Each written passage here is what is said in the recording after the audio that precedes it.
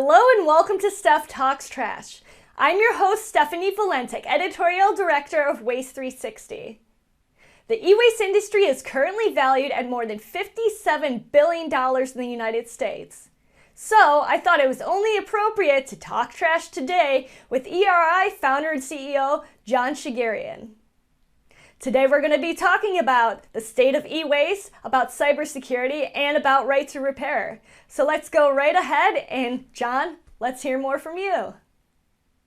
John Shegerian, the co-founder and executive chairman and CEO of Electronic Recyclers International, otherwise known as ERI, and we've become one of the largest e-waste recyclers and hardware data destruction companies in North America.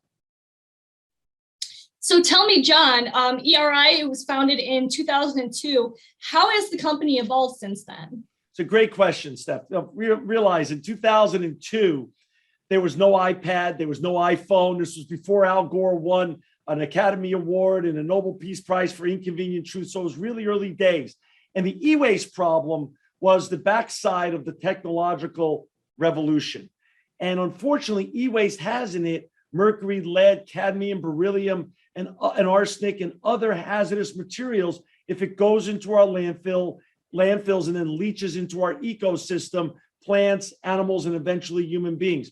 So our goal when we got in the industry, and back then, in 2002, it was the fastest growing solid waste stream on the planet.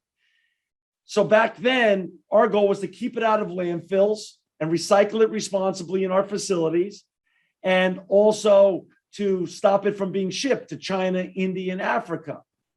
Well, fast forward 19 years later, our first month of business, we recycled, give or take, 10,000 pounds of electronic waste.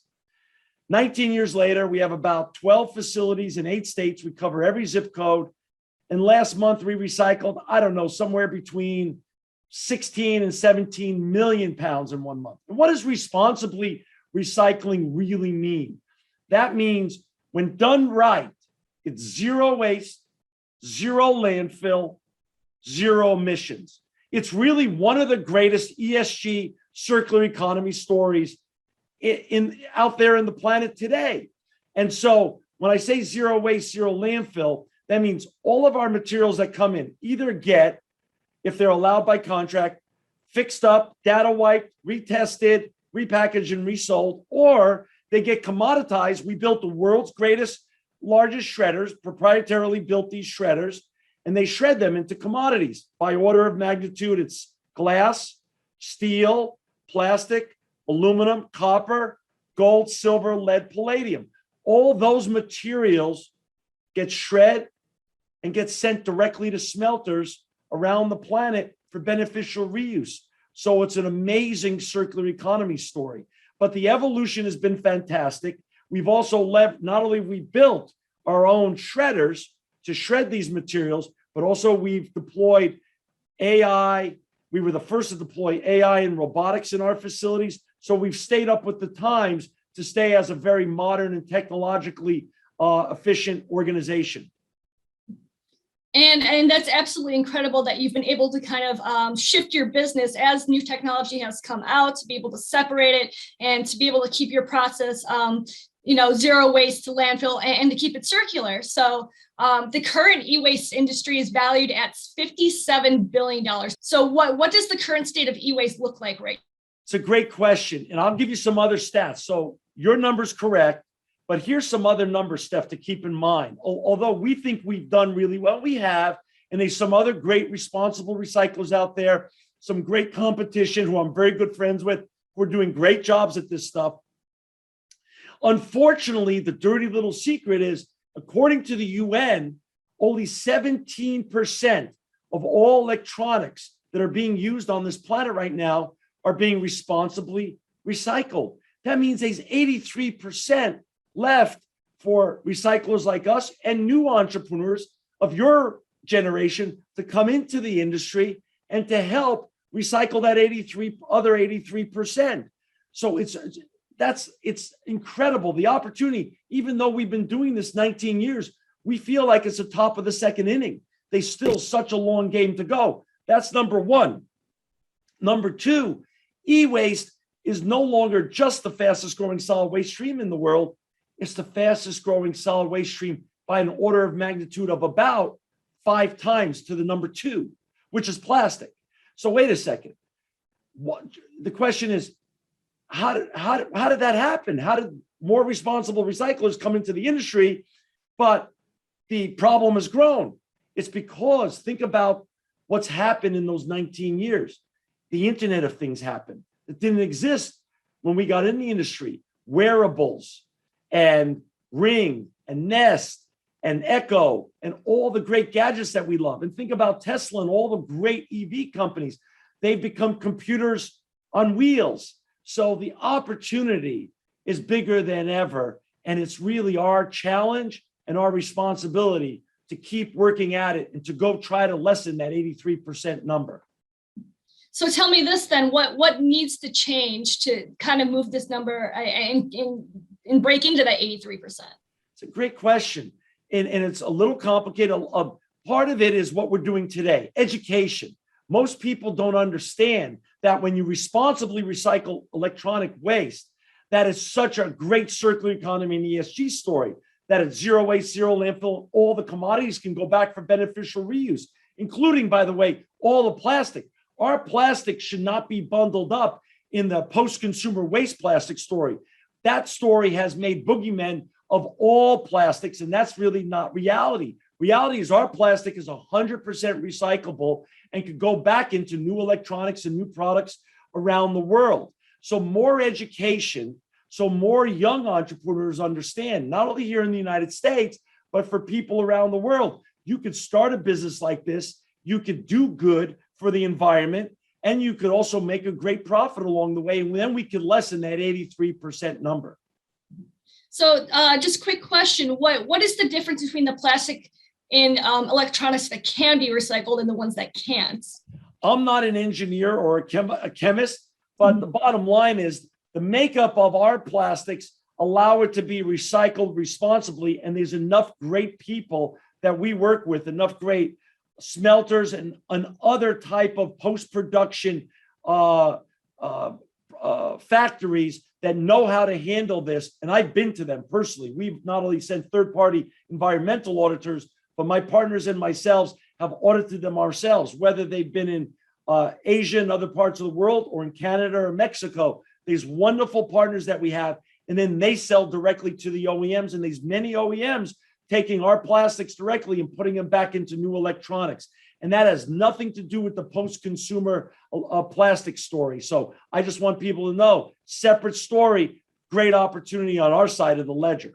Let's go a little bit into the process. Can you tell me about what exactly it looks like? What happens when you get a laptop or an iPad or some type of device in, and how is it broken down responsibly?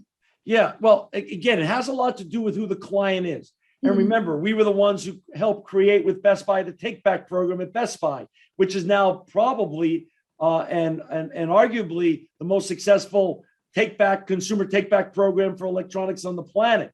And they've done just a brilliant job managing that. So it depends who you have the contract with, because by contract, some people are saying everything must be destroyed and be commoditized. So they've made it easy for us. It comes in and the glass is pulled out. The carcasses then go into our proprietary shredders, and those create great shredded materials that get sold for beneficial reuse. Others are, wait a second, you can make the decision, ERI, and then so it's our people that eyeball the materials, and if it's still reusable, then we'll put it into the ITAD section of our facilities. They'll get refixed up, retested, repackaged, and resold. If not, if we think it's end of life because there's no future life to it, then it will get commoditized.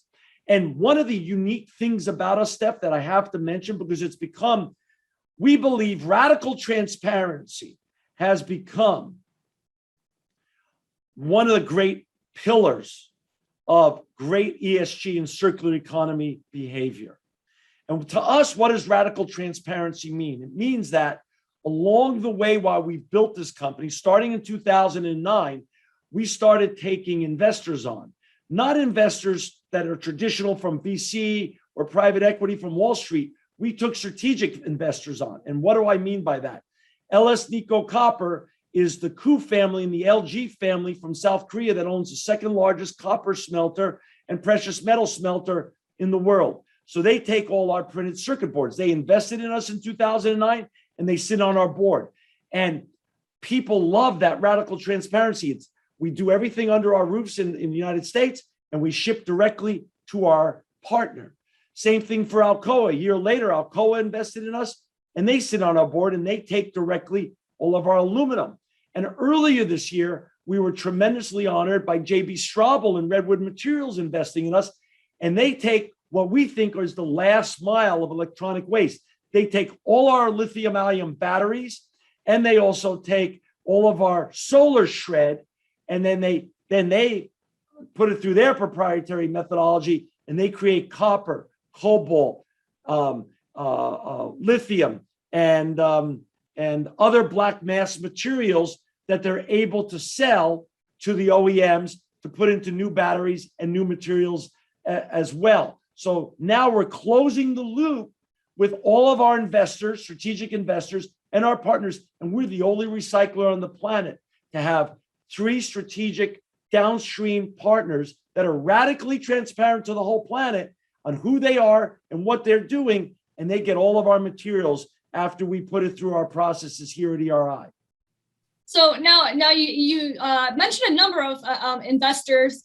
You recently received an investment from the Closed Loop Fund. Can you tell me a little bit about what that looks like and what opportunities that it will provide? I'm so glad you asked because I thoroughly enjoyed, Steph, your conversation with Ron Gonen. Ron is a great friend, and his new book is such an important book for people to read on how we're really switching from a linear to circular economy. So Ron is a 15-year friend. It's a dream come true for him to invest in us, and he's strategic as well, and now sits on our board as well as JB Straubel, LS Nico, and Alcoa. But Ron is more of an upstream investor because now he sits on our board and he strategically helps us with bringing business in the door. Because think about his investor base: Starbucks, Pepsi, Coke, Microsoft, Procter & Gamble, Dow. He's got a rock star lineup of Fortune 100 and 200 companies that have invested in his fund, which is one of the greatest ESG funds on the planet. And now we're so honored, and it's a dream come true for them to invest in us and now sit on our board because they'll help us strategically with partners that need to find a way to responsibly recycle their e-waste. And weren't even thinking of these issues before. So let's shift a little bit and talk about right to repair, which has been a huge topic of discussion, not only at the consumer level, but at the legislative level as well.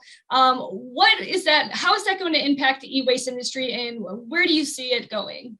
I see it as a very, very positive. First of all, the guy who led that, many people led it, but my one great friend that really was on the front end of that is Kyle Weeds from iFixit. And Kyle is brilliant. He's a thought leader and just a brilliant entrepreneur.